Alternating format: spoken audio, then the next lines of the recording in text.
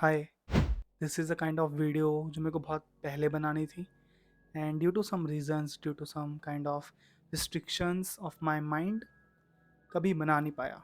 I mean जब start किया था कंटेंट बनाना, it was not due to the fact कि मुझे यूट्यूब वीडियोस बनाना है या फिर मैं बस कंटेंट इसलिए बनाना चाहता हूँ क्योंकि मुझे दिखाना है सबको। It was just due to the fact that I love to journal my life throughout videos.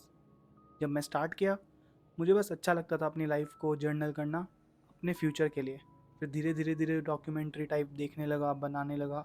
Although I am not that good in making videos, but story telling और स्क्रिप्टिंग में मुझे थोड़ा ज़्यादा अच्छा लगने लगा। अभी कुछ दिन पहले से मैं एक शॉर्ट फिल्म पे काम कर रहा था, लिखावट। और वो लिखते हुए भी मैं अपनी लाइफ को थोड़ा सेंटर में लेके आ रहा था कि क्या चल रहा है और क्या चल रहा था, ताकि स्क्रिप्ट लिखते हुए थोड़ा ओरिजिनलिटी लगे। कि अगर आप कंटेंट बना रहे हो, फॉर मी पर्सनली आपको जेन्युइन होना ही पड़ेगा।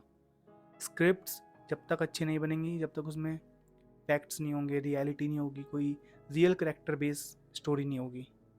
दो द स्टोरी ऑफ लिखावट is all about a student of engineering जिसने इंजीनियरिंग ले ली बाकियों का सुन के। वो बस दूसरों की हैंड राइटिंग कॉपी करना चाह रहा है। That's why the name is लिखावट। एंड वेरी ट्रू, कहीं ना कहीं वो स्टोरी मैंने अपने ऊपर ही लिखी थी, बट कुछ फैक्ट्स को जोड़ना मरोड़ना पड़ता obviously for story telling. But more और less it's all about a student जो अपनी पैशन को, अपने पैशन को या फिर उसे क्या करना है वो ढूंढ रहा है।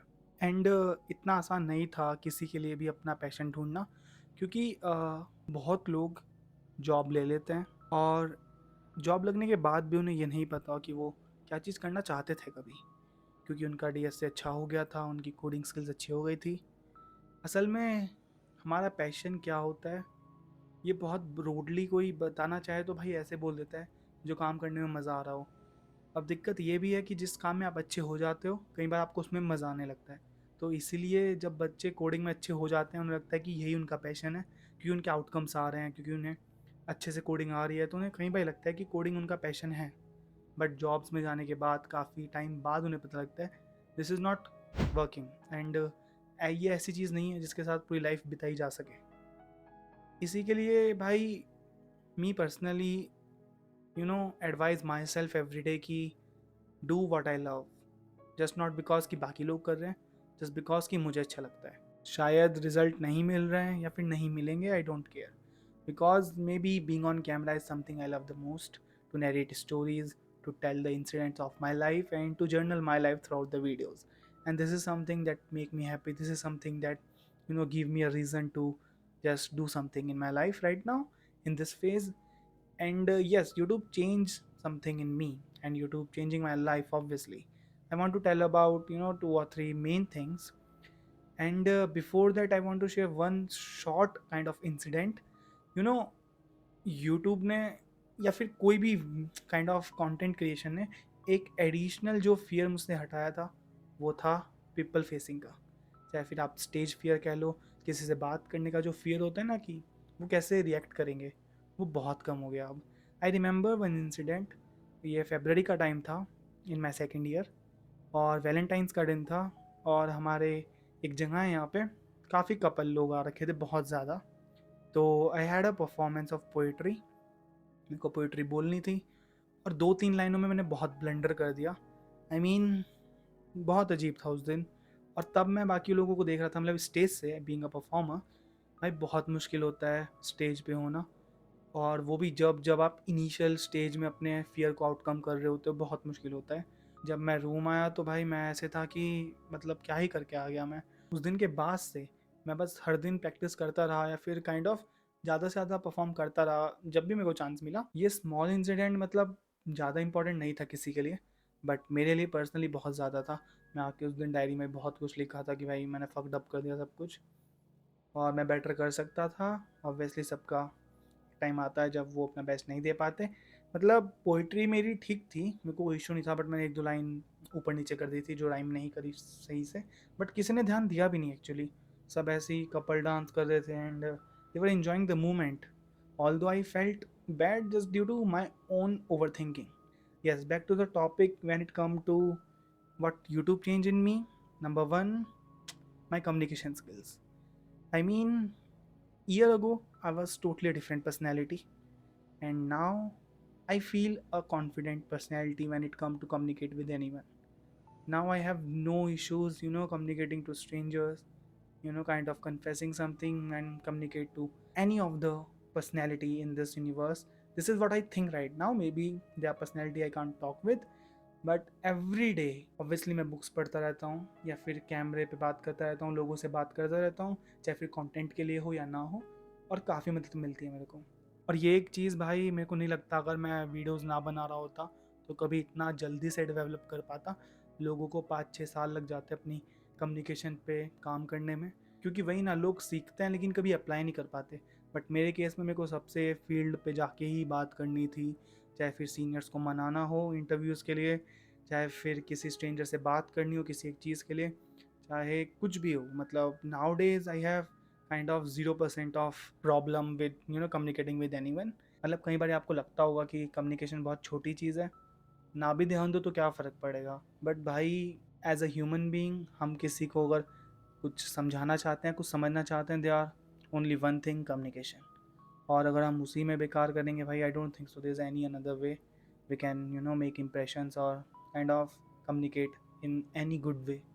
You have to communicate in a way कि लोग तुमसे बात करना चाहें। और भाई लास्ट ईयर तो ऐसा था, मतलब मैं ज़्यादा बात करता भी नहीं था, करता था मतलब इस वे में नहीं कि मैं कुछ सीख रहा हूँ। आज मैं जब भी बात करता हूँ कोशिश करता हूँ कि जो चीज़ मैंने पढ़ी, जो चीज़ मैं सीखी, जो चीज़ मैं प्रैक्टिस कर रहा हूँ उसे कम्युनिकेशन में अप्लाई करूँ।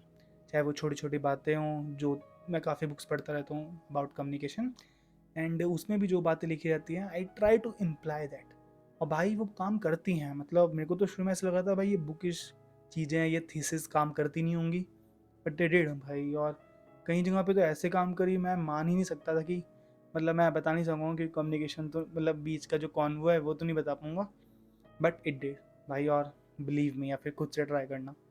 तो communication is something that improved and I'm happy about it, to be very true.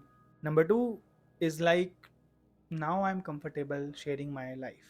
Now I'm comfortable sharing my kind of failures. I'm sharing my kind of जिस चीज़ में बुरा हूँ और मुझे अब अजीब नहीं लगता। पहले मैं सोचता था कि लोग जज करेंगे, जजमेंट पास करेंगे, क्या सोचेंगे मेरे बारे में, but now I don't give a shit. Because बात यह है कि being audience is kind of easy, but be a performer, be on stage is not that easy. हम जजमेंट बहुत आसानी से पास कर देते हैं, बट जब हम उधर होते हैं और परफॉर्म कर रहे होते हैं या फिर kind of what I am saying ना, तो बहुत मुश्किल होता है। ऐसे किसी के जाते आते को कुछ भी कह देना इज़ सो ईजी भाई, कुछ नहीं आता आपको, 2-3 सेकंड लगेंगे। बट भाई पब्लिक फेस हो जाना, अपनी लाइफ को सामने डिस्क्लोज करना, और being on camera is not that easy if you are doing for the first time. और ये करेज भाई इतना आसानी से नहीं आता, मेरे में तो नहीं था एटलीस्ट। शुरू से मैं ट्राई करता था, अवॉइड करता था वीडियो बनाना, क्योंकि मेरे को पसंद नहीं था काइंड ऑफ कि मैं कैमरे पे आऊँ। एक अच्छी बात यह है कि बहुत टाइम जब मैं अकेला होता था, कई बार मैं डायरी जर्नल नहीं करता था, मैं वीडियो जर्नल करता था कि मतलब आज का दिन और आज का महीना कैसा जा रहा है। मैं वीडियो बनाया बहुत रफ अपने लिए, सिर्फ किसी को दिखाने लायक नहीं, और ना कि अपलोड करने लायक, बस कि मैं अपने आप को बता रहा हूँ कि हाउ वाज माय मंथ और अभी क्या चल रहा है लाइफ में। उसके बाद मैं उसे, एक हार्ड ड्राइव है उसमें रखता था, तो लाइफ अपडेट करके ऐसी वीडियो बनाता रहता था। ऐसे ऐसे करके मैं कंफर्टेबल हो गया अपनी लाइफ शेयर करने में। और देखने में शायद ही आसान लगे कि कितना ही मुश्किल होता होगा अपने बारे में बोलना, अपने सक्सेस के बारे में या फिर फेलियर्स के बारे में बोलना, अपने काइंड ऑफ किसी भी फेज़ के बारे में बोलना लाइफ में जो हुआ है अभी। भाई बहुत मुश्किल है। इट सीम्स ईजी, आपको बस 10 सेकंड आगे करना है, 10 सेकंड पीछे करना है ये वीडियो को, everything is just on your fingers. But being a creator, being a you know kind of performer, it's not that easy. हर चीज़ सोचनी पड़ती है भाई कि क्या ये बात बताने में हम कंफर्टेबल हैं या नहीं है। हर बार जो लाइफ आपको दिखती है वो होती नहीं है, क्योंकि everyone going through a lot, me myself going through a lot when it comes to my college life, and for me personally it's not that easy to disclose everything. But yeah, I try to be genuine as much as I can do, because as I said, there's no sense of making videos if you're not genuine. Communication के बाद जो एक और point था वो था my perspective building.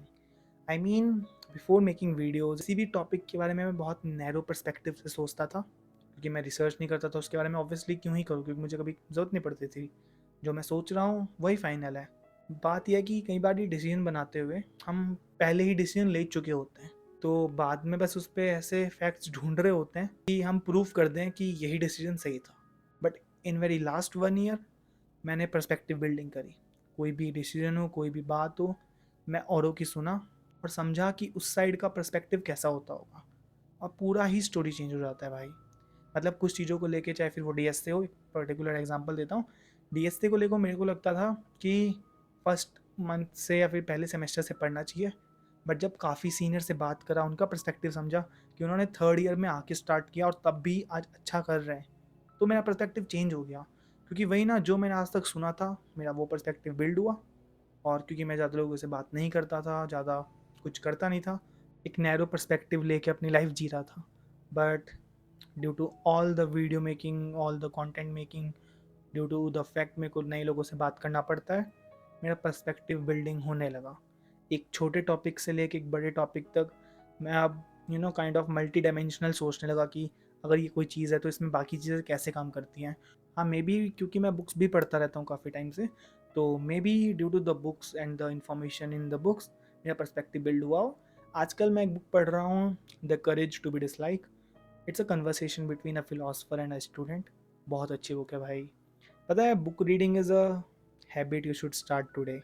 शुरू में मेरे को बहुत ऐसे लगता था कि भाई क्या ही है, क्यों ही पढ़ते हैं लोग, मतलब क्या ही फ़र्क पड़ता होगा। बट भाई आज लगता है कि मैंने इतने सालों बाद क्यों स्टार्ट किया। मेरे को तो 10th 11th 12th से ही बुक्स पढ़ना स्टार्ट कर देना चाहिए था। और अब मेरे को लेट फील होता है, बट नेवर इज़ लेट भाई, क्योंकि कोई फ़र्क नहीं पड़ता आप कब स्टार्ट कर रहे हो, आपका एंड मैटर करता है। सो भाई बुक रीडिंग स्टार्ट कर दो।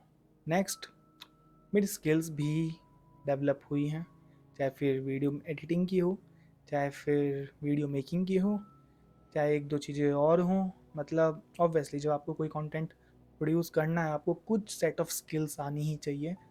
और when it comes to YouTube specifically, कई बार आपको काफ़ी चीज़ों की ज़रूरत पड़ती है। एक सिंगल और नॉर्मल वीडियो जितना आसान दिखता है उतना होता नहीं है।